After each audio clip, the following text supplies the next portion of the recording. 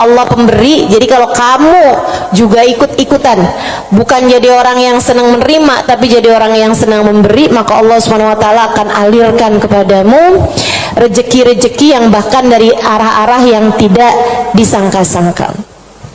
Saudara sekalian yang saya muliakan, Bapa Maryam pernah bilang, Halimah jangan takut ngasih. Nak, jangan takut ngasih. Allah itu seringkali ketika kamu ngasihnya banyak, Allah juga ngasihnya banyak. Ketika Allah ngelihat kamu jalur keluar duitnya itu banyak, Allah juga bakalan ngasih itu buat memenuhi jalur keluarnya uang tersebut gitu.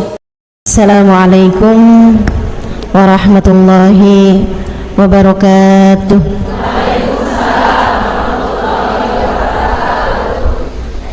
Alhamdulillah, wassalatu wassalamu ala rasulillah Muhammad ibn Abdillah wa ala alihi wa sahbihi wa man wala.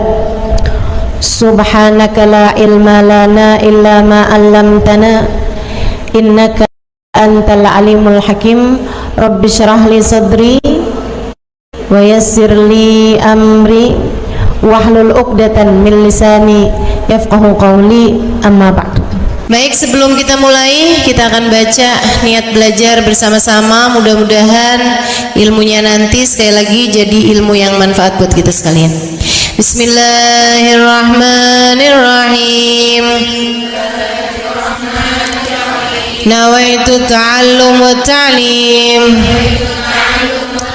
wan naf'a wal intifa' wal mudzakarah wat tadhkir wal ifadah wal istifadah wal hidza ala tamassuk bi kitabillah wa sunnati rasulillah sallallahu alaihi wa alihi wa sallam wa du'a ila al-huda wa dilalata ala al-khair ibtigha'a mardatih wa qurbih wa thawabih wa husnil khatimah ma'al lutfi wal afiyah wa salahil aqibah birahmatika ya arhamar rahimin. Ila hadratin Nabi Muhammad sallallahu alaihi wasallam wa alihi washabihi azwaji wa dzurriyyati wa ahli baiti wa sallim jamil anbiya wal mursalin wal kulli ajma'in. Anna Allah yaghfir lahum wa yarhamhum wa ya'li darajatihim fil jannah wa yanfa'una barakatihim wa asrarihim wa anwarihim wa ulumihim wa nafaatihim fid din wa dunya wal akhirah. Al-Fatihah, baca bersama-sama. A'udzu billahi minasy syaithanir rajim. Bismillahirrahmanirrahim. Alhamdulillahi rabbil alamin, arrahmanir rahim, maliki yaumiddin. Iyyaka na'budu wa iyyaka nasta'in. Ihdinas siratal mustaqim, siratal ladzina an'amta 'alaihim ghairil maghdubi 'alaihim waladdallin. Amin. Taqabbalallahu minna wa minkum, taqabbal ya karim. Allah tuh mau ngasih rezeki sama orang nggak pakai ada hitung-hitungannya, gitu kan? Pokoknya itu urusan langit, udah bener-bener yang Allah bilang rizqukum fis samai wa ma tu'adun, kata Allah. Rezeki kalian sudah selesai aku atur dari langit.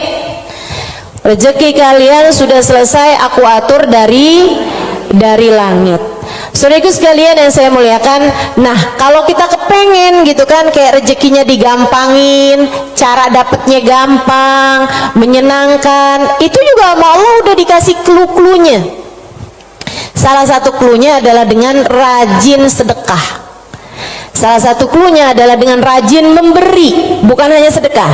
Sedekah itu untuk orang yang kita tahu memerlukan, tapi kalau memberi buat siapapun, termasuk kita ngasih sama orang yang kita sayangi, ngasih hadiah gitu ya, buat orang tua kita mampu tapi kita seneng aja ngasih hadiah sama mereka gitu. Misalnya kita suka ngasih kepada saudara-saudari kita, kakak adik kita, walaupun kita tahu dia mampu, tapi misalnya kita habis jalan-jalan condet, kita beliin duku,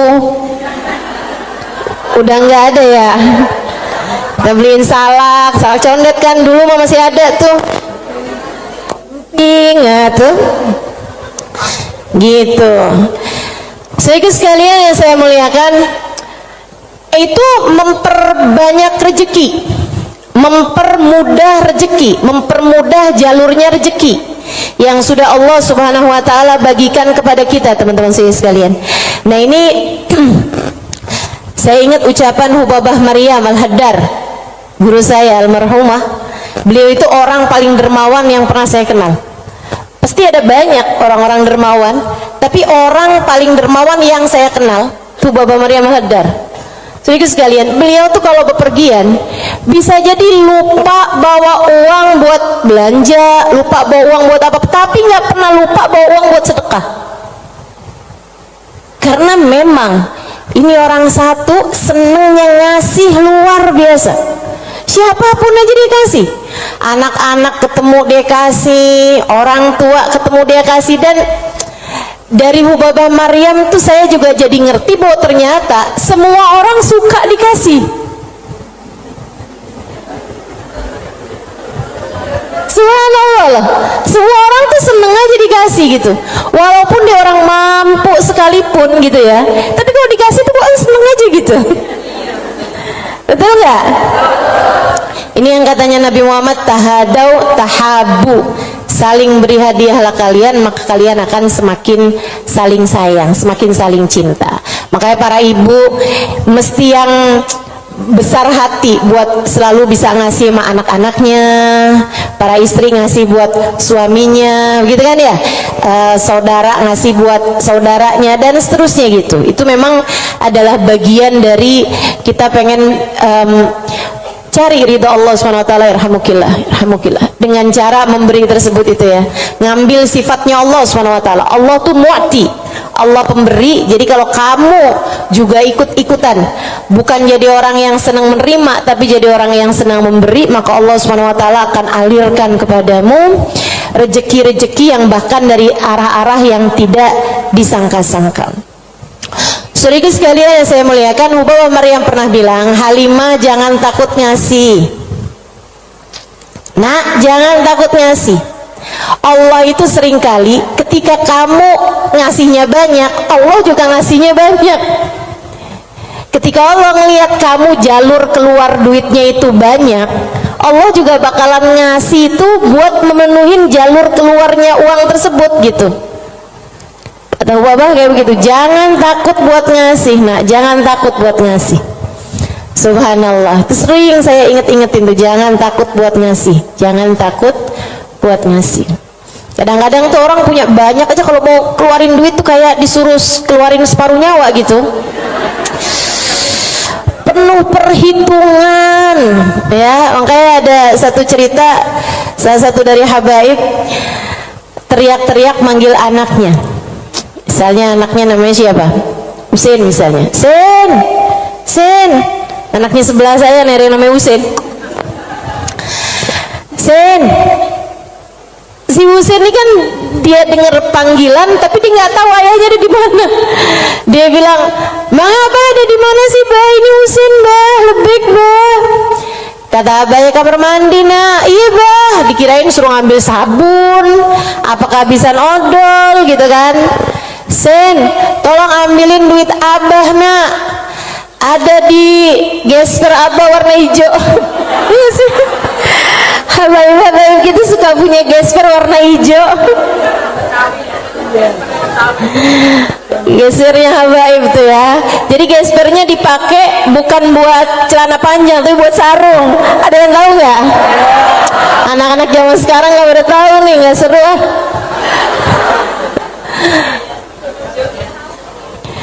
Dia bilang, ambilin duit Abah, nak. Kasihin kepada keluarga fakir miskin di jalan apa gitu, disebutin nama dia. Dikerjain sama anaknya saat itu juga, diambil uangnya kemudian diserahkan kepada keluarga yang dimaksudkan sama abahnya. Habis dia pulang, dia bilang sama abahnya, "Bah, abah kenapa sih bah sampai repot-repot lagi di kamar mandi, bukan nunggu aja ntar keluar?" Abahnya bilang, "Nak, kalau keluar setannya lain lagi." Emang sedekah tuh kalau nggak cepet-cepet dikeluarin lah itu. Coba aja kamu lihat orang nih, ya ampun kesian banget mau ngasih, nih kayaknya 100.000 deh misalnya gitu. Kita inget nih dompet kita ada 100 ribuan gitu kan, pas kita buka dompet, tapi banyak juga loh orang kayak gitu, 50.000 aja apa ya gitu. Kelihatan ada duit yang hijau 20 ribuan, terakhir keluarnya berapa? 5.000. Ada yang pernah begitu? Mana orangnya? Saya. Urusan sedekah luar biasa. Kalau nggak cepet-cepet dikerjain, luar biasa setannya teman-teman sekalian. Makanya mudah-mudahan Allah SWT selamatkan kita dari segala sifat pelit-pelit ini nih. Baik itu yang namanya syuh ini udah pelit yang banget pelitnya, ataupun bakhil orangnya ya. Kalau yang tadi atas syuh orangnya namanya syahih. Kalau yang kedua nih bakhil, yaitu orang yang pelit sama apa yang dia punya, ama yang jadi miliknya dia mau ngeluarinnya tuh penuh dengan perhitungan. Dan gayanya, puncaknya orang pelit yang kayak beginian nih, puncaknya pelit adalah dia sampai berusaha untuk bisa yang wajib-wajib pun jadi nggak wajib. Gimana caranya gitu, kayak bayar zakat gitu kan, mikir-mikir mau bayar zakat harta 2,5% dari harta kita di akhir tahun. Itu kan kalau mau dicari-cariin jalannya biar nggak keluar zakat, bisa teman-teman, bisa. Terutama nih orang-orang kayak saya nih, belajar fikih kelamaan, belajar fikihnya lama, saya tahu persis cara mengelabui hukum Islam. Tetapi teman-teman sekalian, ilmu ini walaupun saya mengetahuinya, saya tidak akan mengamalkannya buat diri saya pun juga buat orang lain. Kenapa gitu? Kamu sedang mengelabui siapa? Bukankah Allah Maha tahu segalanya? Kamu mau nih gimana caranya biar duit saya nih nggak saya zakatin? Oh, kamu begini misalnya gitu ya, sekedar dirubah bentuk duitnya itu jadi tanah, jadi rumah, kan zakatnya setahun lagi, bisa aja kayak begitu.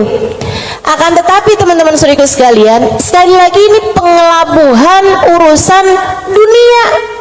Tapi kalau urusan di hadapan Allah Subhanahu wa Ta'ala, Allah tahu segalanya. Allah paham niatmu, mau deket haul, mau deket waktunya wajib mengeluarkan zakat, kamu beli tanah biar duit kamu berubah jadi tanah untuk menghindarkan kewajiban zakat. Allah paham betul urusan apa yang ada di dalam hatimu itu. Jadi janganlah sok-sokan cari-cari. Mungkin ada pendapat lain yang bikin ini jadi nggak wajib, misalnya gitu kan. Ada aja, bisa aja teman-teman saudara sekalian.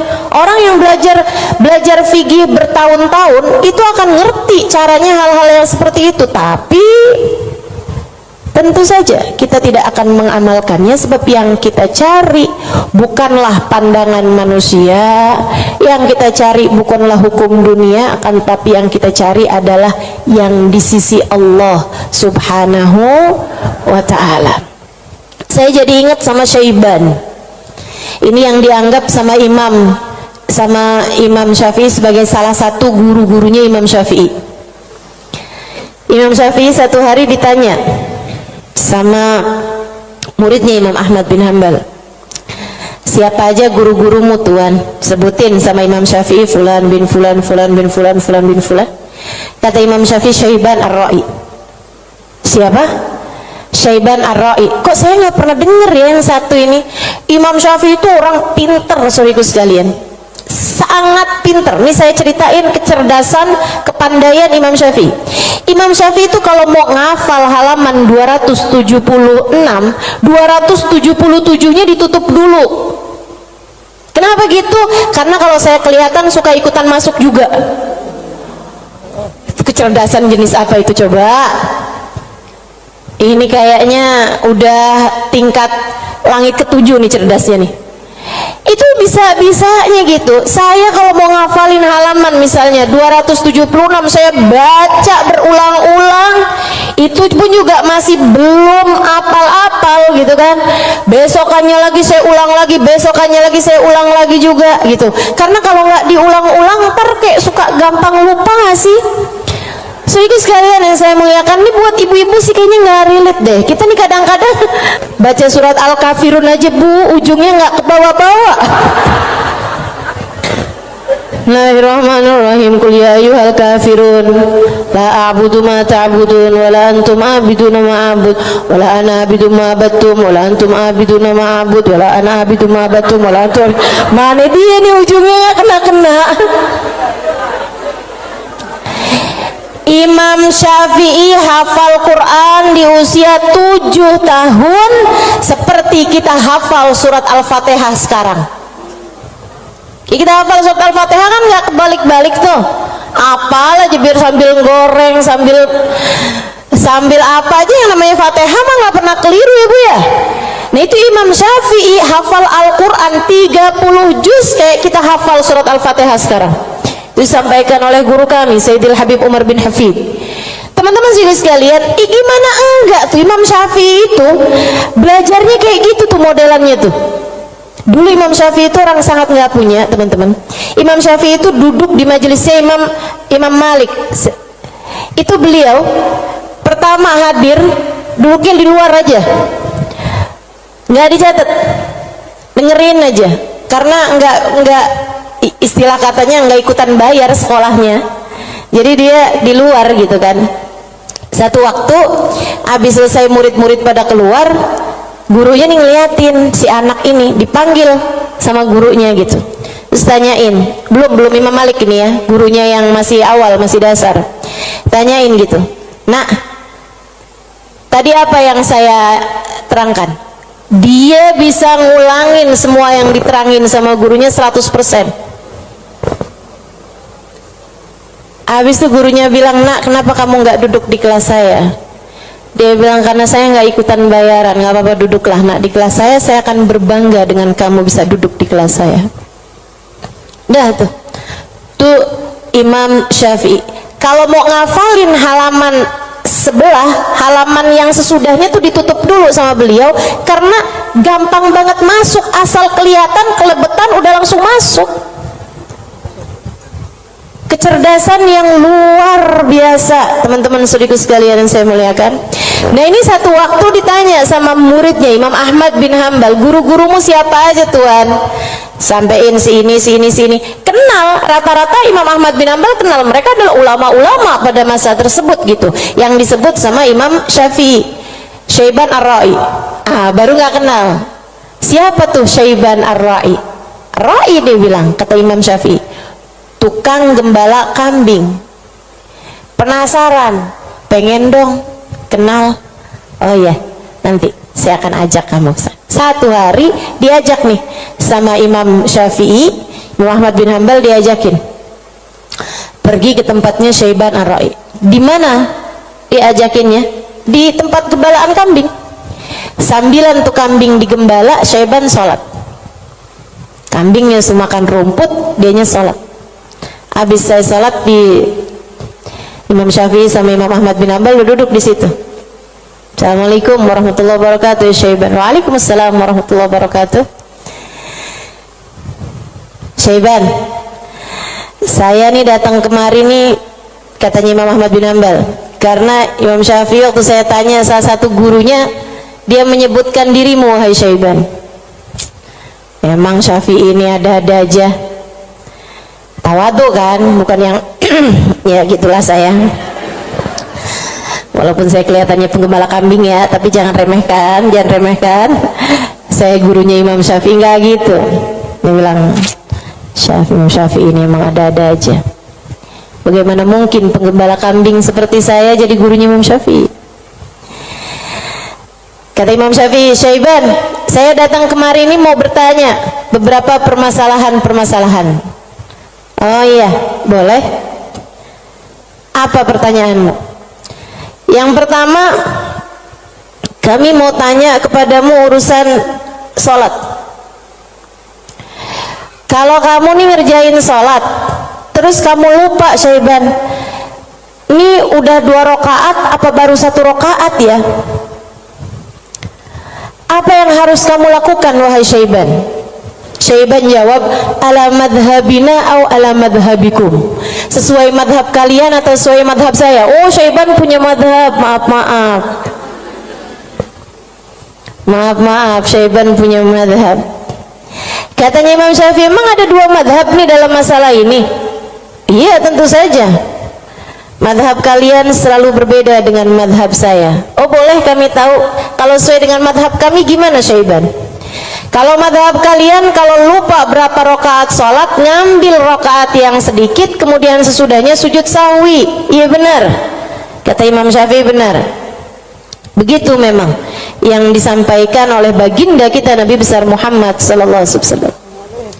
Kalau madhab kalian gimana Syaiban? Kata Syaiban, kalau madhab kami, madhab ahli tasawuf, madhab hamba-hamba dekat dengan Allah Subhanahu wa taala, madhabnya para wali lah boleh dibilang.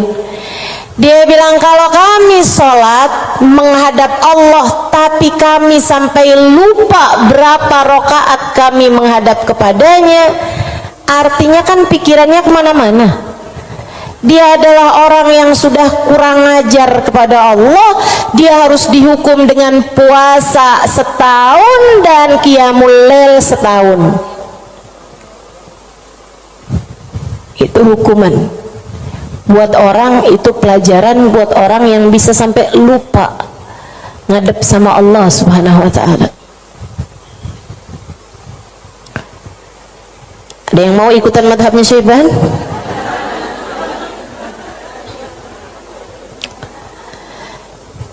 Oke.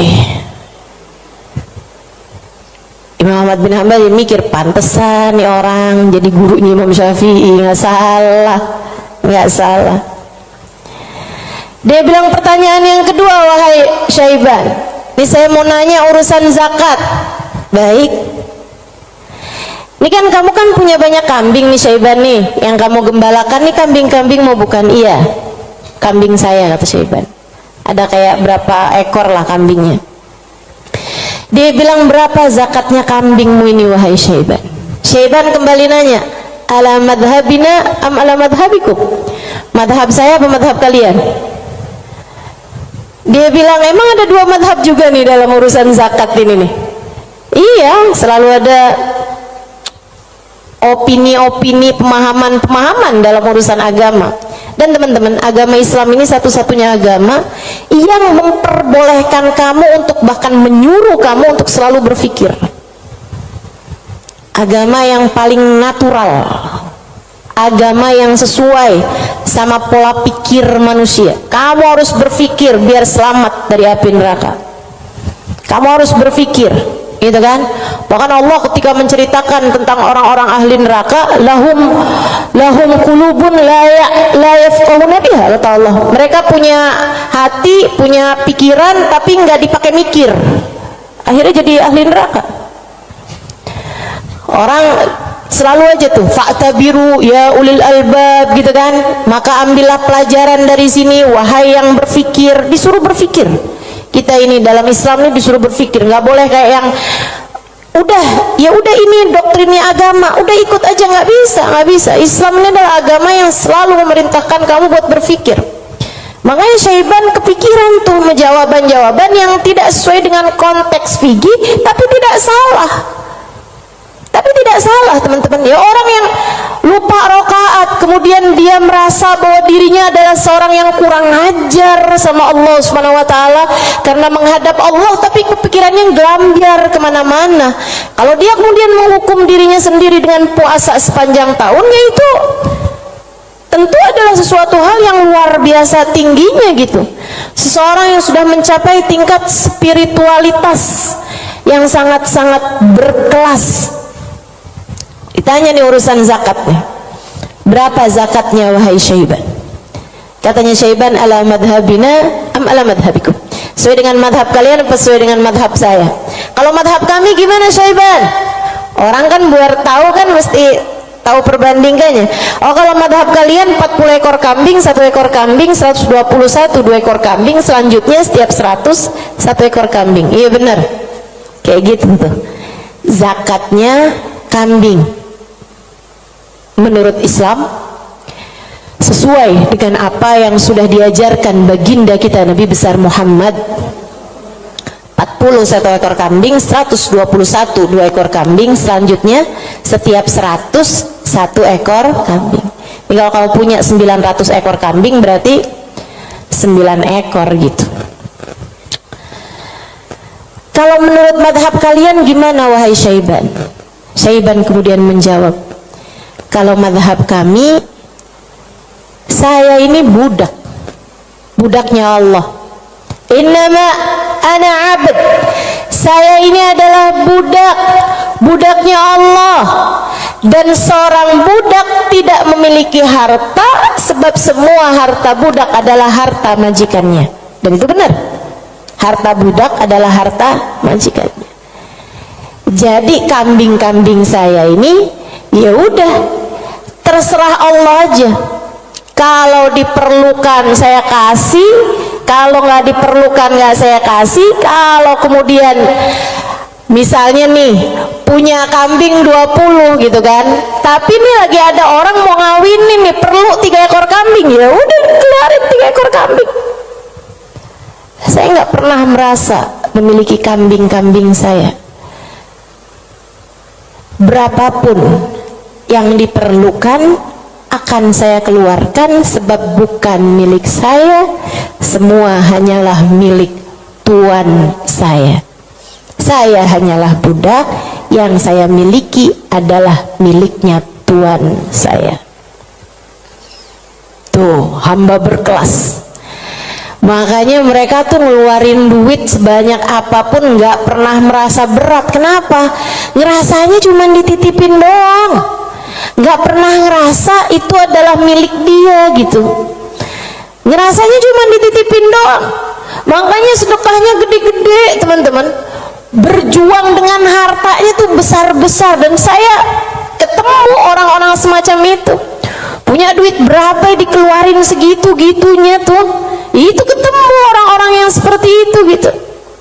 Masya Allah, Masya Allah. Mudah-mudahan Allah angkat kepelitan dalam diri kita, insya Allah. Semoga Allah angkat sifat bukhl dalam diri kita, sifat syuh dalam diri kita ini. Amin ya rabbal alamin. Wa amma man bakhila bil infaq fi wujuhil khairat. Adapun orang-orang yang pelit dalam menafkahkan hartanya pada jalan-jalan kebaikan, wa taraikir kurubat, dan arah-arah gurubat, arah-arah ibadah. Maksudnya kalau disuruh keluarin hartanya buat yang lain misalnya gitu ya, dia ngawinin anaknya, waduh jor-joran tuh. Tapi kalau giliran suruh nyumbang, itulah ya, dia punya hartanya banyak nih. Kalau misalnya duitnya itu mau dipakai buat bikinin pesta, bahkan sekedar pesta ulang tahun yang tiap tahun tuh keulang, itu ya, itu dia akan kerjain gitu kan. Ulang tahun ke, ulang tahun perkawinan ke, ulang tahun anaknya, ulang tahun cucu, jadi dikeluarin hartanya gampang banget gitu. Tapi giliran bikin maulid dong, ini kan lagi bulan maulid, udah banyak kok yang bikin maulid. Ya kalau gitu nyumbang deh buat orang yang bikin maulid, udah banyak yang nyumbang buat bikin maulid gitu. Jadi kalau urusannya yang kebaikan-kebaikan gitu kan, tuh ada pondok pesantren tuh lagi susah, oh ya udah deh ntar aneh sampein deh sama orang itu tuh, orang itu kaya tuh, banyak tuh duitnya tuh. Dia lupa kalau duitnya juga banyak. Ada orang-orang yang kalau jalan-jalan yang lain dia royal, dia biasa aja gitu, ngeluarinnya nggak berat. Tapi di saat dia suruh ngeluarin untuk jalan-jalan kebaikan, dia ngerasa berat. Yang kayak begini, ma'at tamakkun min dzalik, padahal dia mampu untuk melakukan itu, fahaluhu ahwan min halil ladzi qabla, keadaan dia masih lebih mending daripada keadaan orang-orang yang di atasnya, yang syuh atau yang yang syahih atau yang bakhil tuh ya. Yang atasnya itu sampai dengan yang wajib-wajib aja dia nggak mau keluarin. Kalau yang ini yang wajib sih dia keluarin sih, yang wajib dia keluarin. Cuman kalau yang sunnah-sunnah gitu, kayak nyumbang-nyumbang, ngasih-ngasih sama orang, gitu-gitu dia tar dulu deh, duit saya juga nggak segitu banyaknya gitu kan. Ada orang nih susah-susah nih, terus dia bilang gitu, emang beneran susah anak-anak yatim gitu kan, korban bencana alam atau apa gitu, emang beneran susah, itu juga mau ngeluarinnya kayak yang berat banget gitu. Yang kayak beginian gimana nih? Ahwan minal ladzi qabla, mendingan sih daripada yang sebelumnya. Sebutnya apa? Wa yusamma bakhilan aidan, disebut juga orang bakhil juga. Lianna qad adharal mal wa laqiba fi imsaki, karena dia mendahulukan harta untuk dirinya sendiri dan dia senang buat pegangin hartanya. Wa bakhila bi badlihi fi ma huwa arfa' lahu wa anfa' inda rabbih minad darajatil ula wal khairatil baqiyah fid daril akhirah. Karena dia itu kan bakhilnya itu menyelahkan sesuatu yang dia rasa lebih bermanfaat. Kalau dia disuruh nyumbang nih, kayak dia akan mikir yang daripada saya nyumbang, mendingan juga buat sekolah anak aja nih dulu, mendingan buat ngirimin anak dulu aja, mendingan buat ini aja, mendingan buat itu aja, kayak yang dicari-cari gitu keperluan dia itu. Mendingan ganti horden aja, mendingan ganti karpet aja, mendingan ada pintu model baru, mendingan saya ganti pintu aja, mendingan saya, pokoknya gitu aja gitu, daripada dia mencari-cari, maksudnya daripada dia mengeluarkan hartanya untuk urusan-urusan yang sifatnya akhirat, dia akan lebih memilih untuk yang buka cabang aja, buka usahanya lebih luas aja, mendingan ini aja, mendingan itu aja, kayak gitu-gitu. Atau bahkan mendingan buat kawin lagi aja. Itu ngebantu orang juga. Dia akan nyari perempuan yang miskin juga. Gimana tuh? Wa madamal insan yarja imsakul mal ala badli fi mahabillah wa maradi fa huwa ghairu khalin an syai'in minal bukhl. Dan sesiapa orang, selagi seseorang itu masih lebih mendahulukan, masih lebih mementingkan megang hartanya daripada menyerahkannya di jalan yang diridhoi Allah dan yang dicintai Allah, maka artinya orang tersebut belum kosong dari sifat pelit. Artinya dia masih punya sifat pelit dalam dirinya. Uang kamu nih antara kamu serahkan buat beli sesuatu duniawi, sama kamu serahkan buat kepentingan akhirat, kamu ringanan mana? Ya kita masih lebih ringan untuk urusan-urusan dunia kita kan, betul nggak? Atau untuk antara kamu keluarkan di jalan Allah dengan kamu tabung, kamu masih beratan mana? Ya beratan ngasih lah. Kalau buat nabung kan ya buat diri kita sendiri, itu investasi masa depan, harus kita pikirkan juga kan. Nah itu berarti kata Imam Ghazali, Imamul Haddad yang bilang ya, bukan saya ya, berarti dia ya memang masih pelit juga. Kamu masih pelit selagi antara uang kamu pakai buat tabungan sama uang kamu serahkan untuk jalan-jalan kebaikan, kamu masih memilih untuk nabung. Berarti ini kayaknya kita semua masih pelit lah ya. Udah kita sepakatin aja dah, masih pelit semuanya. Ya Allah, ya Allah, makanya masih harus terus-terusan berdoa. Allahumma inni a'udzubika minal ajzi wal kasal wa'ud. Allahumma inni a'udzubika minal hammi wal hazan wa a'udzubika minal ajzi wal kasal wa a'udzubika minal jubni wal bukhl wa a'udzubika min ghalabatid dain wa qahrir rijal. Itu masih harus terus-terusan kita baca teman-teman, tiap hari, tiap pagi kita baca doa itu. Ya Allah, beri kami hidayah untuk bisa ringan tangan dalam memberi, enggak terus-terusan pelit sama apa yang kami miliki ya Allah. wala yakunul insan jawadan sakhiyan hatta yakuna badlul mal fi mahabbillah arja inna wa ahab ilaih min imsaki. Dan seseorang itu belum bisa disebut dermawan, belum bisa disebut sakhi, belum bisa disebut orang karim, orang dermawan sampai dia merasa bahwa menyerahkan uang di jalan Allah lebih dia sukai daripada menabung, daripada pegang duit itu, daripada dia nggak ngasihnya di jalan Allah gitu. Kalau kamu ngerasa masih ngasih itu lebih berat daripada kamu pegang, nah itu berarti kamu masih pelit. Tapi kalau kamu ngerasa ada yang ngasih lebih kamu sukai daripada kamu pegang, gitu ya, itu berarti kamu adalah seseorang yang dermawan. Udah jadi tambah jauh aja nih kita nih. Fa'alam dzalik wa'mal alaih. Ketahuilah hal ini dan amalkanlah, wallahu yatawalla hudak. Semoga Allah Subhanahu wa taala memberikan petunjuk kepadamu. Amin ya rabbal alamin. Wa minal muhlikat, dan salah satu dari sifat-sifat yang dapat menghancurkan seseorang, salah satu dari sifat-sifat penghancur amal ibadah seseorang, salah satu dari sifat-sifat yang dapat meluluh lantakkan dirimu, menurunkan nilaimu di mata Allah Subhanahu wa taala adalah al-ghurur, sifat ghurur, tertipu. Apa tuh tertipu? Wa makna, arti tertipu adalah an yulabbisul insan ala nafsih, dia bikin samar kepada dirinya sendiri, wa yuriyahal umur ala khilafi ma hiya alaih, dia memperlihatkan kepada nafasnya, kepada dirinya, ala khilafi ma hiya alaih, tidak sesuai dengan fakta yang ada.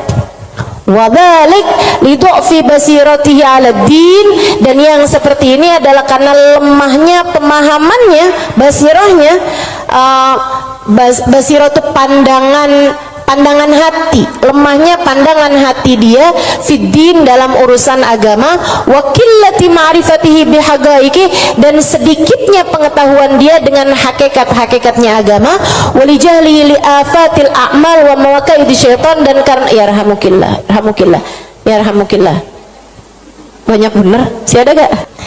Walijahlihi, dan karena ketidakfahaman dia biafatil a'mal, dengan penyakit-penyakitnya amal, wa makaidi syaitan, dan tipu dayanya syaitan, walighalabati hawa nafs alaih, dan karena menangnya hawa nafsu menghadapi dia, wa rukunihi ila amaniha wa khuda'iha, dan karena tenangnya dia dengan angan-angannya dirinya sendiri serta tipu dayanya dirinya sendiri. Waqad qala Allah taala, dan Allah Subhanahu wa taala telah menyampaikan muhadziran li ibadihi minal ghurur, memberi peringatan kepada hamba-hambanya tentang bahayanya ketertipuan ini.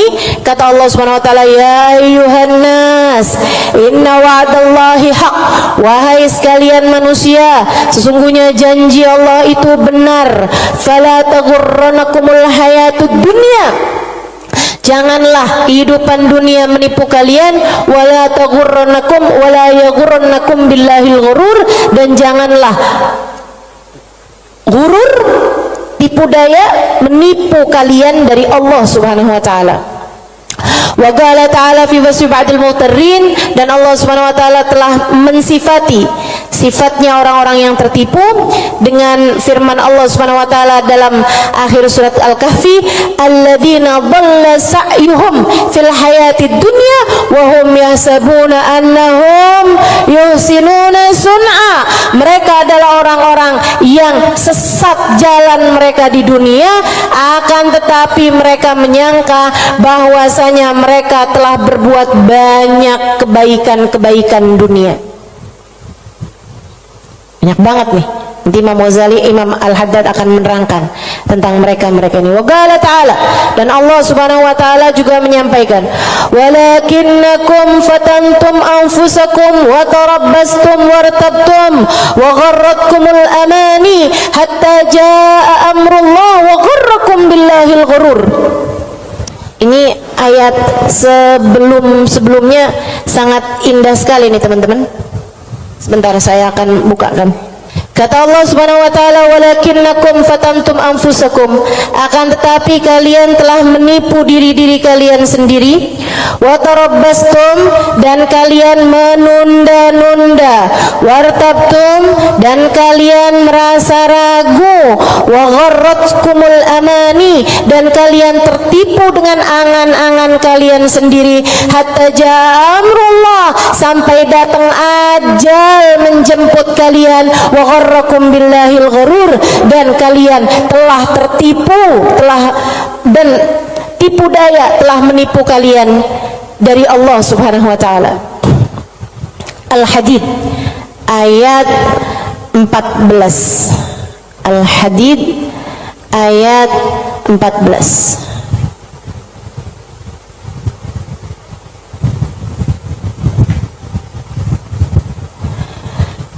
Al-Hadid ayat 14. Nih. Ini serem sih.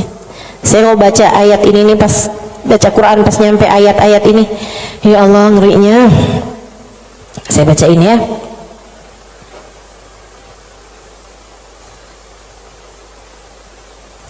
Dari mana ya enaknya nih ya? Dari ayat 11 deh. Al-Hadid dari ayat 11. A'udzu billahi minasyaitonir rajim. Man dzalladzi yuqridullaha qardan hasana fayudha'ifahu lahu wa lahu ajrun karim. Kata Allah, siapa di antara kalian yang mau menghutangi Allah? Ini Allah nih dari taunya orang-orang tuh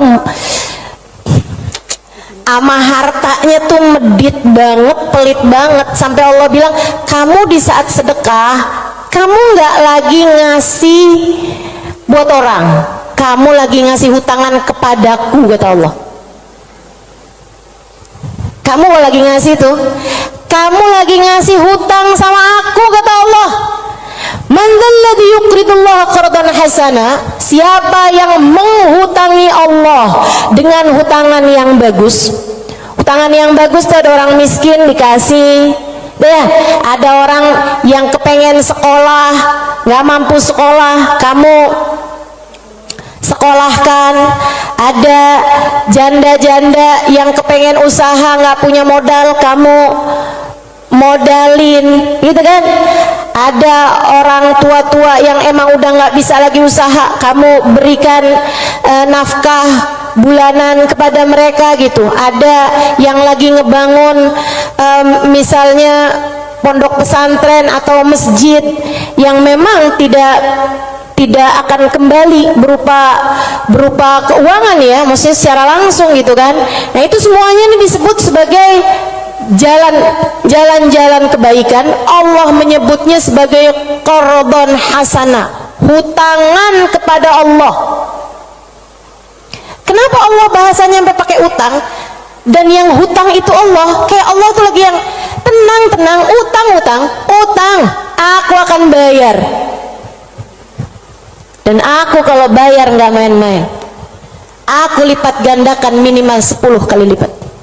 Dan teman-teman, saya sih nggak tertarik sama urusan 10 kali lipat. Kamu sedekah balik 10 kali lipat, saya nggak terlalu tertarik sama itu. Saya tertarik sama sesuatu yang kita nggak bisa beli pakai uang,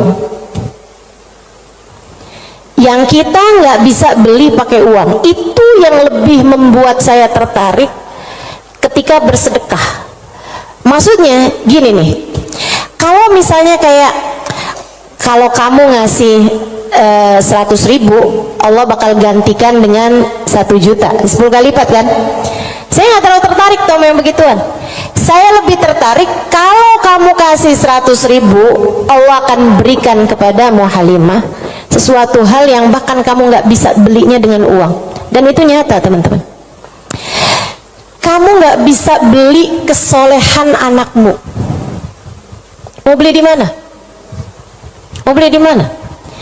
Kamu pergi cari apapun, kamu nggak bisa beli kesolehan anakmu.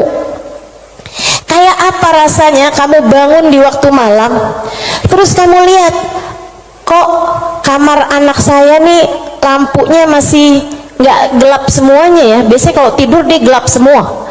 Kamu buka pelan-pelan kamar anakmu, karena memang kamu udah bilang sama anakmu untuk kalau tidur jangan dikunci misalnya gitu.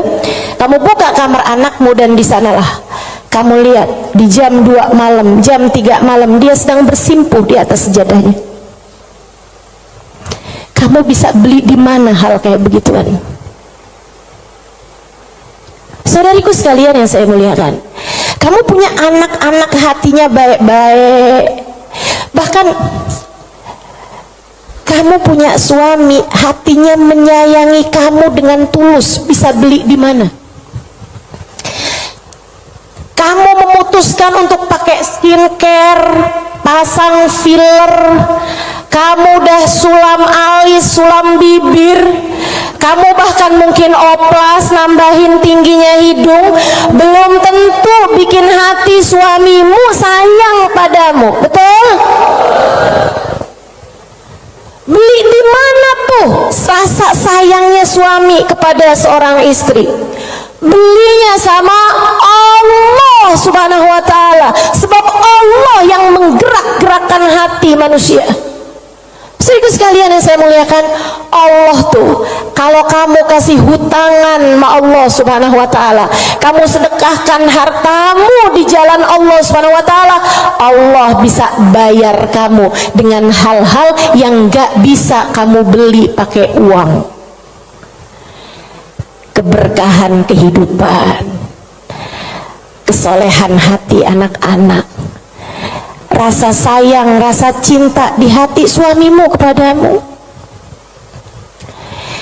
hati yang damai, kehidupan yang tenang, hati yang bahagia dalam taat pada Allah Subhanahu wa ta'ala, bahkan hidayah, inayah, taufik dalam dirimu. Teman-teman saudaraku sekalian, gimana caranya mau beli?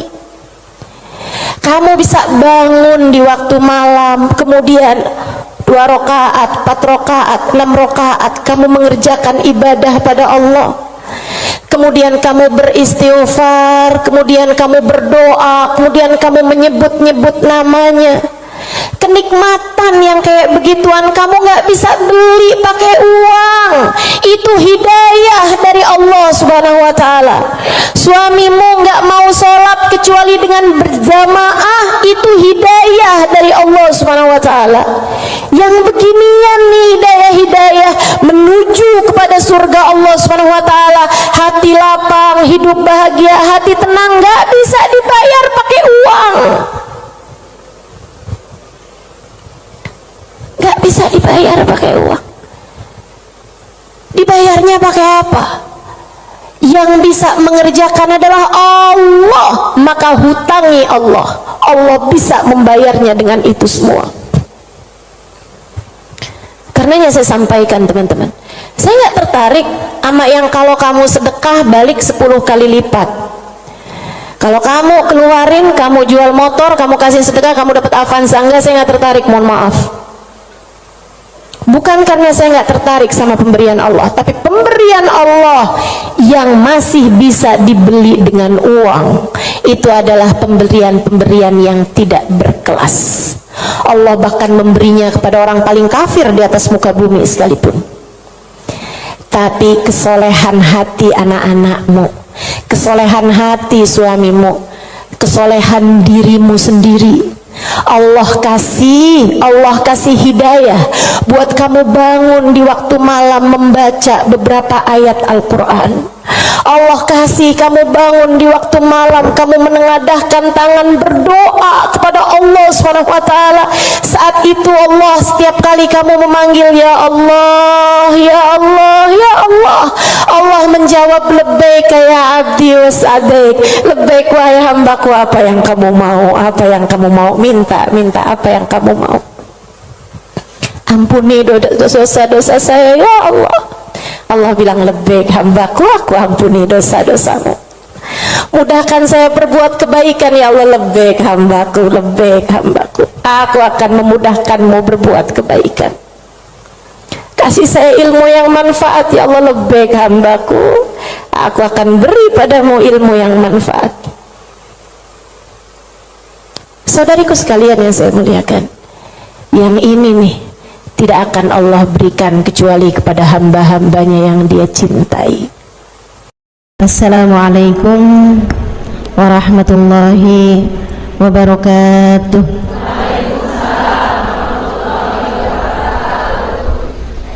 Alhamdulillah, wassalatu wassalamu ala rasulillah Muhammad ibn Abdullah wa ala alihi wa sahbihi wa man wala.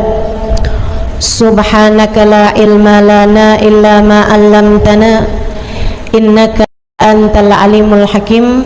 Rabbi syrah li sadri wa yassir li amri wahlul 'uqdatan min lisani yafqahu qawli, amma ba'du.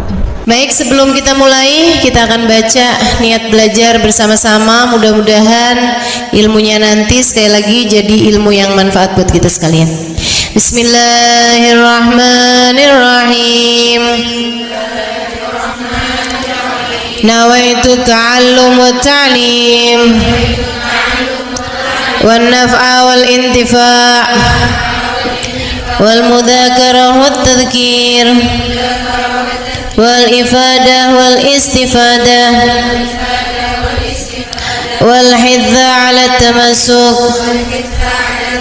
bi kitabillah wa sunnati rasulillah sallallahu alaihi wa alihi wa sallam wa du'a ila al-huda والدلالة على الخير ابتغاء مرضاته وقربه وثوابه وحسن الخاتمة مع اللطف والعافية وصلاح العاقبة برحمتك يا أرحم الراحمين. إلى حضرة النبي محمد صلى الله عليه وسلم وآله وصحبه وأزواجه وذريته وأهل بيته وسلم وجميع الأنبياء والمرسلين والأولياء أجمعين أن الله يغفر لهم ويرحمهم ويعلي درجاتهم في الجنة وينفعنا بركاتهم وأسرارهم وأنوارهم وعلومهم ونفعاتهم في الدين والدنيا والآخرة. Al-Fatihah, baca bersama-sama. A'udzu billahi minasyaitonir rajim. Bismillahirrahmanirrahim. Alhamdulillahi rabbil alamin. Arrahmanir rahim. Maliki yaumiddin. Iyyaka na'budu wa iyyaka nasta'in. Ihdinas siratal mustaqim. Siratal ladzina an'amta 'alaihim ghairil maghdubi 'alaihim waladdallin. Amin. Taqabbalallah minna wa minkum, taqabbal ya karim. Warraghba fid dunya, sementara rakus ambisi terhadap dunia, tukathirul ham, bikin banyak sumpah, wal hazan, dan bikin banyak kesedihan. Bikin sedih badan kita, bikin sedih hati kita, bikin sumpek dan bikin akhirnya jadi berpenyakit ya badan kita ini. Ar-raghbah fid dunya. Wal batalah, sementara batalah, kalau di situ diartikan apa batalah? Nganggur ya, benar. Cuman bahasa yang enak apa ya? Tugasil galba, lalai dari Allah, maksudnya ya nggak kepengen dunia juga, nggak kepengen akhirat juga gitu, kayak gabut. Anak zaman sekarang bahasanya gabut ya. Gabut itu apa sih sebenarnya? Nggak ada kerjaan gitu kan? Itu kayak ada singkatan nggak butuh gitu kali ya dari itu ya. Nggak ngapa-ngapain gitu, pengangguran aja gitu, nggak jelas. Wal batalah tuh terlena, nganggur gitu kan, tidur mulu gitu, luntang lantung. Nah, ada orang luntang-lantung gitu kan. Dibilang luntang-lantung, dibilang lantung-luntang. Tugasil galba, bikin keras hati. Bikin keras hati. Nganggur tuh penyakit bahaya memang. Bahaya. Wa qala alaihi salatu wassalam, dan bersabda pula baginda Nabi besar Muhammad, Naja awalu hadhil umma bizuhdi wal yaqin. Awal umat ini terselamatkan dengan zuhud wal yakin, dan dengan keyakinan yang kuat. Wasayahlik akhiruha bil hirsi wa tulil amal, dan akan hancur akhirnya umat ini, akan hancur disebabkan hirs, ambisi terhadap dunia, wa tulil amal, dan panjang angan-angan.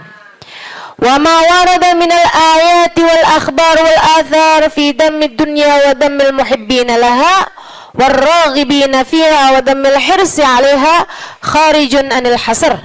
Dan apa yang warid, apa yang datang dari ayat, hadis, athar itu yang disampaikan oleh Nabi maupun para ulama, fi dammid dunya, dalam celaknya dunia, maksudnya mengenai betapa buruknya dunia, betapa buruknya orang-orang yang mencintai dunia, betapa buruknya orang yang ambisi terhadap dunia, dan mil hirs 'alaiha, betapa buruknya orang yang rakus terhadap dunia. Banyak sekali kharijun anil hasr, enggak bisa kehitung. Ayat, hadis maupun ucapan para ulama mengenai betapa buruknya dunia, betapa buruknya para pecinta dunia dan lain sebagainya, ini banyak banget hadisnya, keterangannya enggak kehitung. Watasani fil ulama, dan karangan-karangan para ulama rahmatullahi alaihim, semoga rahmat Allah senantiasa tercurah kepada mereka, minas salaf wal khalaf, baik dari ulama zaman dulu maupun ulama-ulama belakangan, masyhunah bidzalik, penuh sekali dengan hal-hal yang seperti itu. Kayak Imam Ghazali gitu kan, nulis dalam kitabnya baik Ihya Ulumuddin ataupun kitab yang terakhirnya beliau itu namanya Minhajul Abidin dan lain sebagainya, itu banyak banget mengenai hal-hal yang seperti ini gitu. Betapa pentingnya kita untuk zuhud terhadap urusan dunia. Tsumma inad dunya ibaratun wallahu a'lam bisawab. Sampai situ ya. Nabi Muhammad alaihissalam mengatakan, az-zahada fid dunya tuyrayyihul qalba wal badan. Zuhud dunia nih. Apa tuh zuhud? Zuhud itu teman-teman tidak mengharapkan kesenangan dunia dari Allah sekalipun ya, enggak minta gitu, enggak seneng gitu sama kesenangan dunia dari Allah. Itu namanya zuhud akhirat. Dan juga teman-teman, zuhud ama manusia itu tidak menginginkan apa yang ada pada manusia, apa yang dimiliki orang enggak kepengen. Itu kan, itu namanya zuhud fima fi aidin nas. Ini disampaikan Nabi Muhammad dalam hadisnya, izhad fid dunya yuhibbukallah, wazhad fima fi aidin nas yuhibbukan nas. Kata Nabi Muhammad alaihissalam, zuhudlah kamu dari dunia. Zuhud tuh enggak seneng, enggak ambisi, enggak fokus kepada kesenangan dunia maupun pencapaian dunia. Hati-hati, tipis teman-teman bedanya, gitu kan? Pencapaian dunia, saudara sekalian, kayak gini loh, banyak followers, majelisnya jadi rame, itu tipis tuh antara kamu kepengen akhirat sama kamu kepengen dunia. Buat siapanya? Bukan buat yang hadir. Saya rasa kalau yang hadir mudah-mudahan baik gitu kan. Tipisnya itu buat pelaku-pelaku dakwah, baik yang rumahnya buka buat majelis atau dia buka majelis, atau yang ngajarnya nih gitu. Karena kalau tujuannya senengnya itu adalah urusan-urusan dunia, tuh tipis banget setan nantinya tuh bisa masuk dari arah situ. Dari arah situ masuknya. Izhad fid dunia, kata Allah Subhanahu wa taala.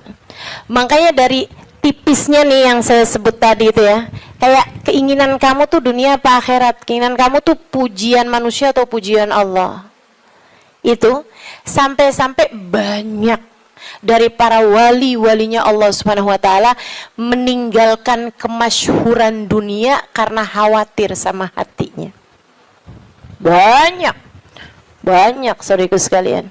Sampai ada di antara para wali itu yang sampai berpura-pura nyuri, sampai dikejar orang gitu kan. Kenapa dikejar orang? Karena yang dia curi adalah bajunya seorang perempuan yang lagi mandi. Ada orang lagi mandi, wali loh yang ngerjain. Untung belum zaman viral internet ya. Ini kalau zaman viral internet kayak apaan tuh orang ngejudge dia tuh kan, udah nganggepnya udah hancur banget dah gitu. Tapi memang itu yang dicari sama beliau. Yang dicari sama beliau adalah menghindar dari kepopuleran, menghindar dari apa yang orang-orang cari dari kemuliaan dunia, karena khawatir hatinya terselip rasa keinginan untuk dianggap mulia di dunia, menghancurkan kemuliaannya di akhirat. Serem bener buat orang-orang kayak saya yang sama Allah dikasih pegang mic di depan, ya kan? Teman-teman saya sekalian, nggak gampang. Makanya kalau ada yang bisa kamu lakukan untuk saya, doain, biar bisa ikhlas, doain, biar bisa benar gitu, jaga hati, doain, biar disayang Allah gitu. Kesian nih, begitu udah masuk nih setan, teman-teman saya sekalian, setan tuh ya datang ke pedagang beda, datang ke orang awam beda, datang ke ulama beda lagi. Waduh, yang datang ke ulama nih setannya juga ulama. Setannya juga kelas profesional, gitu kan? Jadi nggak ecek-ecek gitu loh. Setannya juga setan-setan berkelas, teman-teman saya sekalian. Nah itu kan yang belum tentu selamat gitu, belum tentu selamat. Masya Allah.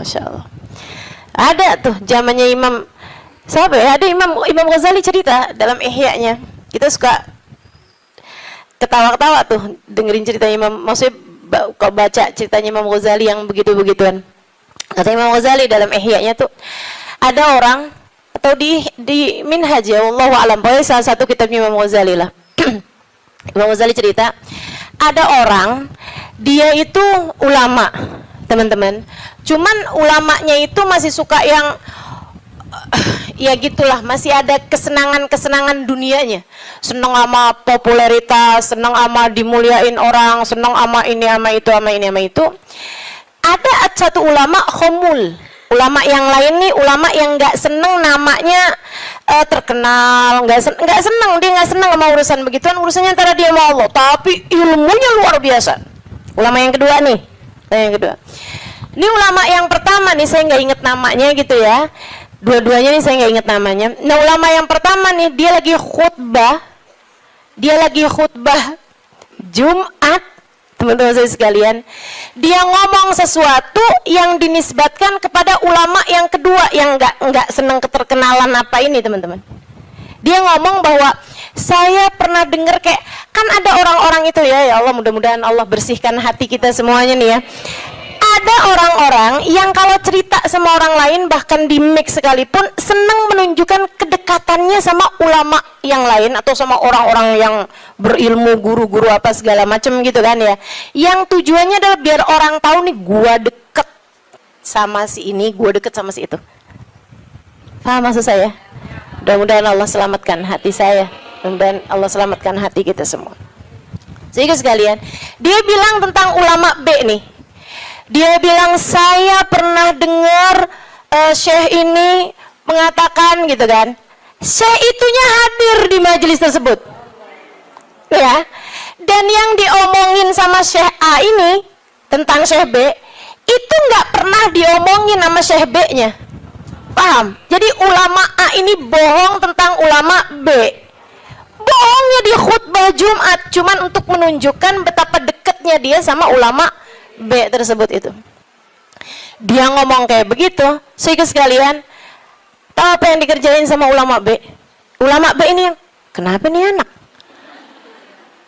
Beliau berdiri nyabut bulu ketiak di tengah orang banyak. Beliau berdiri nih, beliau berdiri kemudian nyabut bulu ketiak. Heh, Syekh, kurang ajar kamu.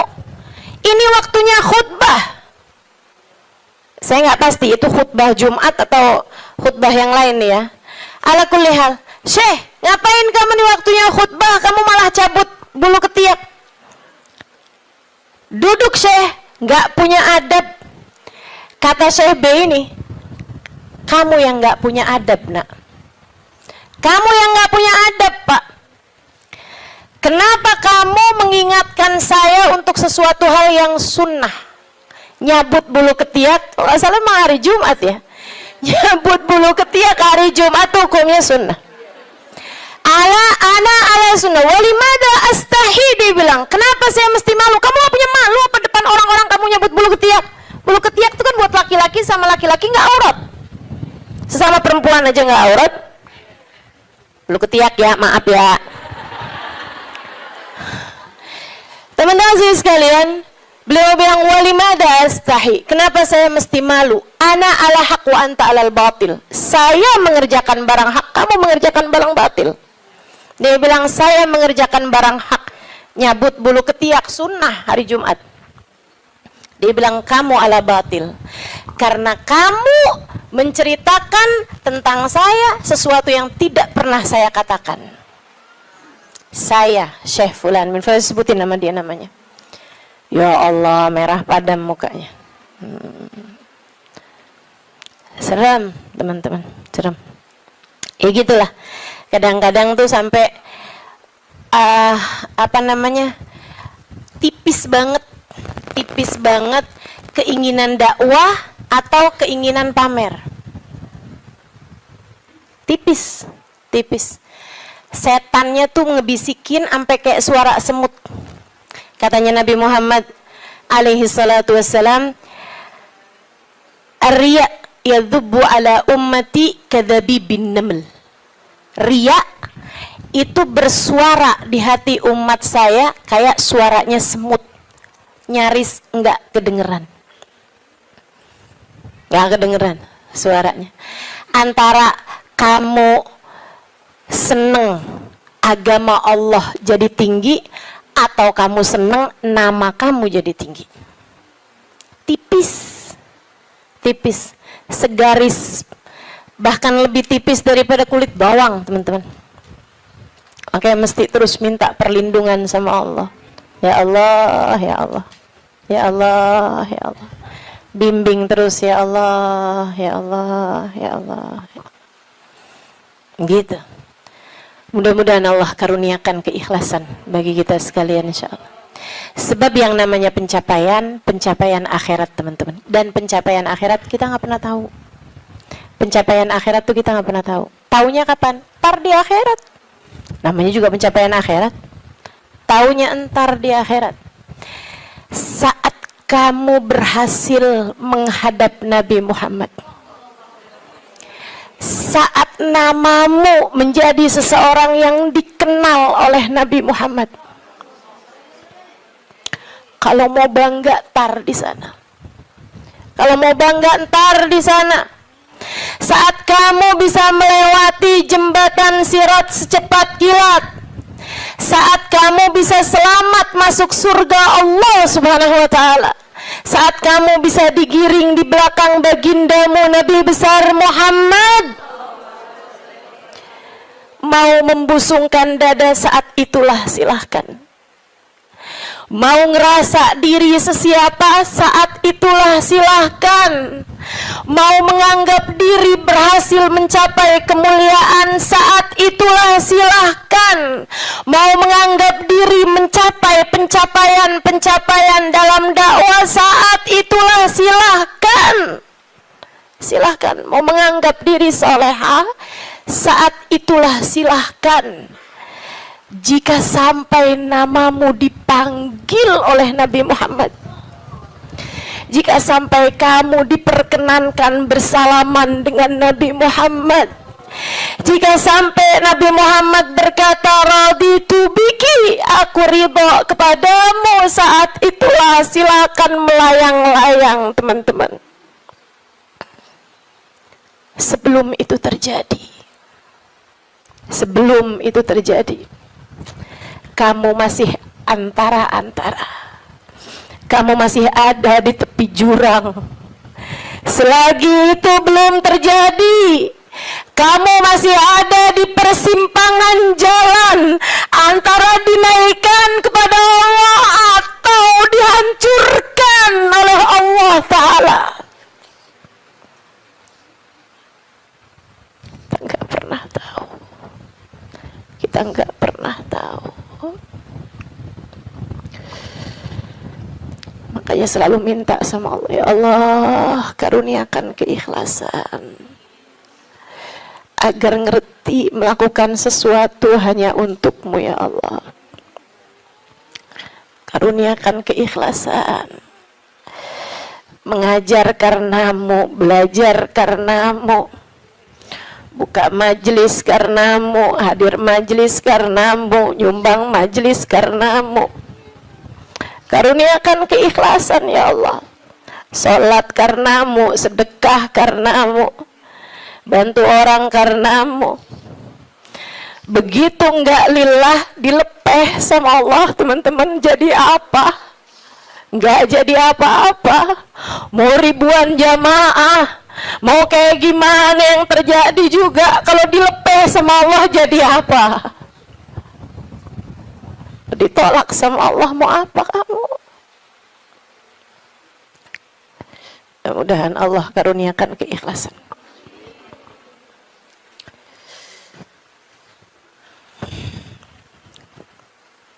Az-zahada fid dunya, zuhud di dunia, zuhud dunia, ngarepnya cuma Allah semata. Izhad fid dunya, yuhibbukallah. Kalau Allah lihat hatimu nggak punya ketertarikan sama dunia, Allah cinta padamu. Gitu kata Nabi Muhammad. Hah? Hati kamu masih ngarep dunia nggak nih? Hati kamu masih ngarep harta, pandangan orang, jabatan, kemuliaan di mata manusia? Kamu masih fokus ke sana apa enggak gitu? Hati kamu masih fokus ke sana, jangan salahkan siapa-siapa. Kalau Allah pun juga belum fokus mengaruniakan rahmatnya kepadamu. Sebab aturannya jelas, kata Nabi Muhammad, izhad fid dunya yuhibbukallah. Bagaimana mungkin Allah akan menempati hatimu jika hatimu masih penuh sesak dengan selainnya? Teman-teman, kamu kalau mau taruhin di kamarmu itu lemari baru, tempat tidur baru, kamu mesti keluarin yang lama. Kalau kamarmu itu masih banyak banget barang-barang lain, yang nggak mungkin yang baru bisa masuk ke dalam kamarmu. Kan begitu? Hati kamu juga gitu. Hati kamu juga gitu.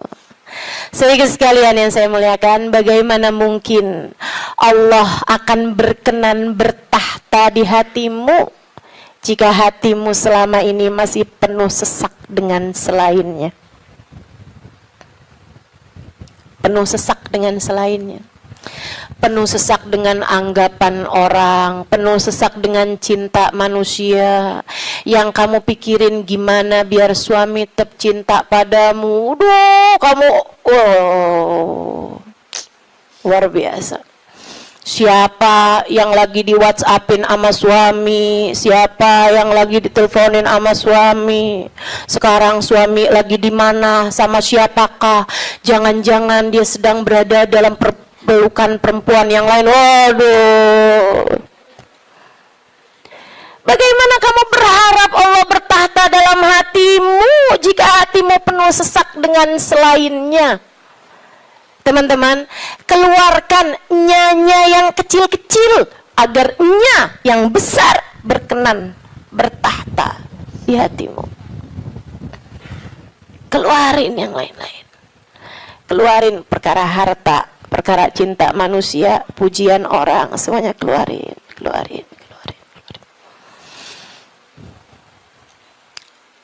Jangan selalu nanya apa yang saya inginkan, apa yang saya ingin kerjakan. Tapi selalu bertanya, apa yang Allah inginkan, apa yang Allah mau saya kerjain. Terus gitu. Hidup belajar terus insya Allah. Izhad fi dunia, kata Allah. Kalau Allah lihat hati kamu kosong dari mencintai dunia, Allah akan bertahta di dalamnya. Allah akan cinta kepadamu, teman-teman. Yuhibbukallah, kamu akan dicinta sama Allah kalau begitu. Wazhad fima fi aidin nas yuhibbukan nas. Kamu pengen dicintai sama orang, cintai disenengin sama manusia, seenggaknya gitu punya teman-teman baik, punya kawan-kawan baik gitu. Orang nggak jauh dari kamu itu juga nggak apa-apa, bagus. Caranya katanya Nabi Muhammad, izhad fima fi aidin nas. Zuhudlah kamu dari apa yang dimiliki sama orang. Jangan selamitan, jangan kepengen apa yang dipunya sama orang. Orang nggak seneng loh kalau kita tuh kayak yang ih bagus, mau dong. Nggak seneng, teman-teman. Ustazah kerudungannya cakep-cakep, Ustazah boleh nggak buat saya? Misalnya gitu. Saya ngomong sama Ustazah Khadijah. Tuh ya. Nggak bagus, teman-teman. Nggak bagus. Dan itu kamu nggak akan disenengin sama orang kalau caramu kayak gitu tuh. Minta aja nggak disenengin sama orang, apalagi ngambil. Kan ya? Udah pasti tuh orang nggak seneng. Orang itu, teman-teman, punya banyak sekalipun gitu kan, kalau diminta tuh, kecuali para wali-walinya Allah, kecuali para orang-orang lain itu mah tingkatannya, ya kan. Tapi kalau diminta tuh nggak seneng itu juga gitu. Walaupun mintanya nggak yang dengan bahasa-bahasa yang ini gitu, terus terang, tapi kayak bahasa sindiran gitu kan. Kerudungannya banyak, boleh kali Ustazah, yang ini cakep nih, gitu kan? Enggak boleh, nggak baik kayak begitu. Kamu menurunkan kemuliaanmu, teman-teman.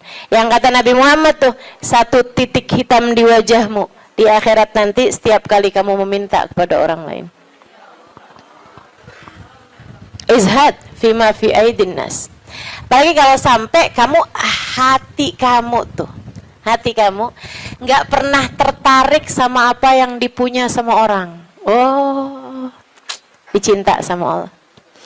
Saya ceritain tuh di buku Bidadari Bumi 2 tentang seorang perempuan yang diceritain sama Hubabah Nur. Sedikit sekalian saya muliakan, saya lagi ngobrol sama Hubabah cerita tentang orang ini. Tuh bahwa ada tuh 5 orang tuh. Emang bener nih hadisnya Nabi yang ini bener banget. Ra'aituhu bi'aini, kata beliau. Saya lihat dengan mata saya. Dia bilang ada 1 orang alimah. Itu beliau, si perempuan ini, saya bolak-balik ngelihat di undangan, di kondangan, tuh ya, di pesta-pesta gitu, perkawinan kayak gitulah, kondangan-kondangan, bajunya itu terus. Saya tahu kalau dia ini miskin karena bajunya itu terus, gitu kan? Orang di Tarim itu kalau keluar semuanya pakai baju hitam. Nah, kalau baju hitam kan susah nandainnya kan yang sama semua. Betul apa enggak? So itu sekalian saya muliakan. Makanya saya suka heran gitu, Ustazah Halimah nih fashionable, apa namanya? Bener nggak ngomongnya? Lagi mana? Apa tadi?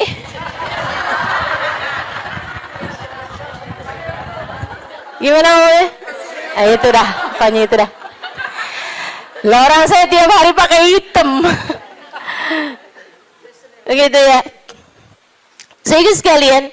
Nah ini kan kalau keluar mah agak susah ditandain karena kan semuanya hitam gitu. Tapi kan kalau pas kondangan tuh, orang sana itu kalau kondangan dalam ruangan semuanya perempuan, mereka dandan. Mereka pakai baju gitu kan.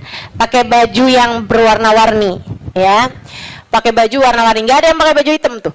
Enggak ada yang pakai baju hitam.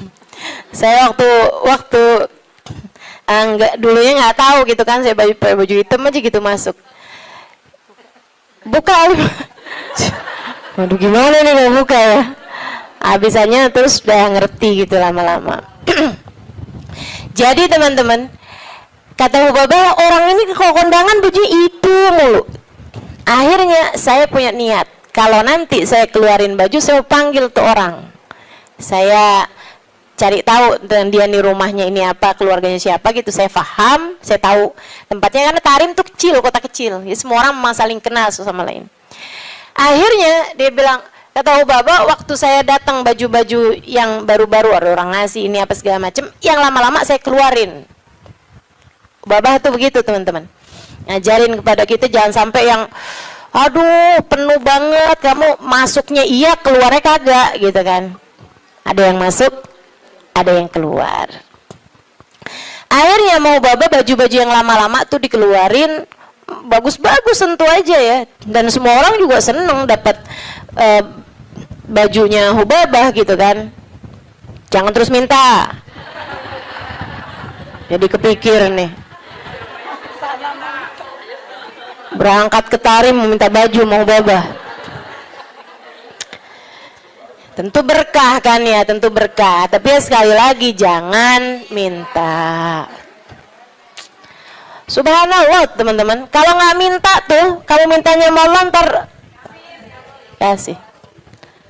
Jadi kepikir ya, mau minta sama Allah, nggak usah yang gitu-gitu juga. Mau minta sama Allah tuh pahala aja, udah pasti enak. Teman-teman sih sekalian, akhirnya Hubabah itu ngeluarin baju-baju beliau, ada setumpuk lah gitu. Beliau panggil tuh orang perempuan itu, panggil sama Hubabah. Dia seneng banget, dan memang miskin banget teman-teman. Bajunya cuma itu aja, buat kondangan itu, buat keluar itu, buat sholat itu gitu. Jadi cuma segitu itu bajunya gitu. Baju sholat kayak mau kena gitu, tuh ya. 2, kalau 1 dicuci kan ada gantinya gitu. Terus baju keluar dia gitu, baju hitam 1, terus baju hari-harinya dia kayak daster gitu buat di rumah, 2 potong 2 biji gitu, tuh 1-nya lagi baju buat kondangan. Udah gitu aja, simple hidupnya. Jadi sekalian dipanggil tuh perempuan sama Hubabah. Kata Hubabah, saya habis ngeluarin baju-baju nih, silahkan kamu pilih yang mana yang kamu mau, sisanya tolong bagiin, kamu yang bagiin gitu, sama siapa yang kamu mau deh gitu. Di depan Hubabah nih, majlis nih, dia bilang, oh gitu Hubabah, Masya Allah Hubabah, Masya Allah, mudah-mudahan Allah berkahi Hubabah, mudah-mudahan doain panjang lebar gitu. Saya pikir orang alhamdulillah ya, saya memberi kepada orang yang tepat nih gitu.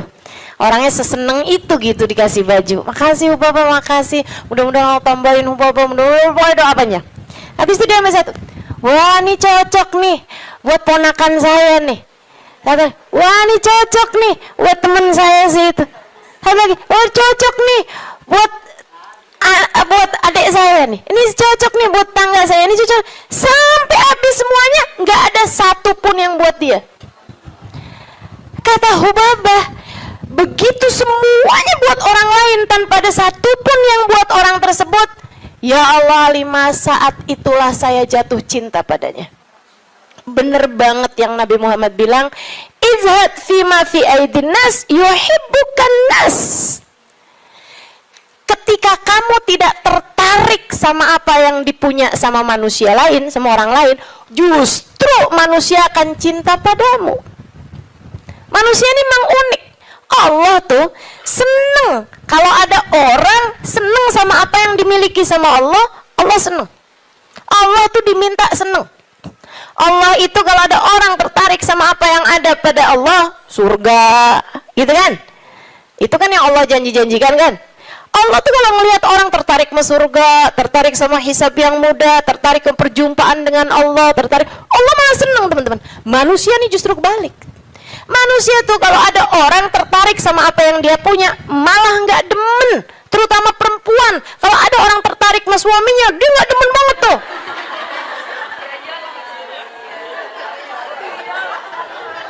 Ya iya kan, Mang, saya kan lagi bilang. Allah kan nggak gitu. Allah punya kekasih namanya Muhammad. Kalau ada orang tertarik sama Nabi Muhammad, Allah seneng banget. Allah cinta banget, ya kan? Tapi kita kan nggak gitu. Kita punya tas. Kalau ada orang tertarik sama tas kita, boleh dong. Nggak demen kita. Betul. Kita lagi makan nih, terus ada yang kayaknya enak tuh yang di piring. Boleh nggak perkedelnya buat saya aja? Gedek apa seneng? Gedek, teman-teman, nggak seneng. Kesel kita. Gitu, emang manusia tuh kayak gitu. Sama apa yang dia punya, orang lain tertarik, dia nggak senang. Dia nggak senang.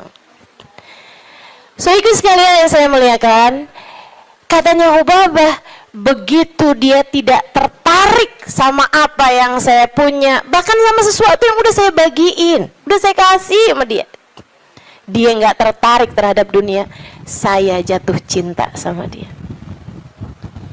Masya Allah.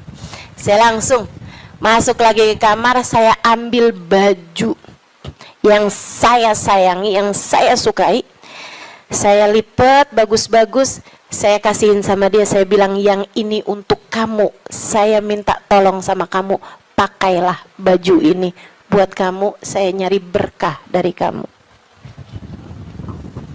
saya pengen dapat berkah, kamu tolong pakailah baju saya ini untuk kamu. Ubabah nyampe tolong-tolong sama dia. Masya Allah. Tuh saudariku sekalian, orang tuh bisa mulia kayak gitu tuh. Jadi yang memuliakanmu tuh bukan harta. Sebagaimana yang sering saya sampaikan padamu, kemuliaanmu tidak ada pada harta, kemuliaanmu tidak ada pada tahta, jabatan, kemuliaanmu tidak ada pada rupa, kecantikan. Enggak gitu ya. Kemuliaanmu tidak ada bahkan pada ilmu. Kemuliaanmu tidak ada pada ibadahmu juga enggak. Teman-teman saya sekalian, ibadah mah kita kerjain aja. Tapi bukan berarti kamu udah ibadah terus kamu jadi mulia, enggak gitu juga. Kemuliaanmu ada pada Allah Subhanahu wa taala. Allah berikan kepada siapapun yang Dia kehendaki. Makanya nyari mulia, deketi Allah. Deketi Allah. Mudah-mudahan kita tidak dihalangkan untuk bisa dekat dengan Allah Subhanahu wa ta'ala. Itu zuhud, teman-teman. Suatu hal yang perlu banget buat kita minta. Ya.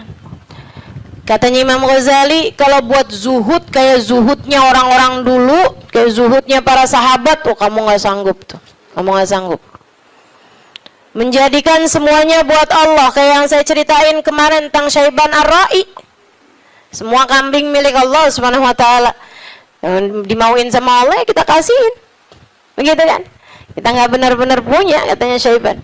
Ini kalau mau zuhud-zuhud kayak orang-orang dulu gitu rada berat, teman-teman. Akan tapi kata Imam Ghazali, buat kalian ada dua aja dah zuhudnya. Gimana tuh Imam? Zuhud buat kalian dua aja. Yang nggak punya jangan tertarik, yang nggak punya jangan minta, jangan tertarik, jangan nggak ada urusan, gitu ya. Sama yang barang yang kita nggak punya, sama perkara yang kita nggak punya, kamu nggak usah minta, kamu nggak usah tertarik. Yang ada jangan dinikmati sendirian.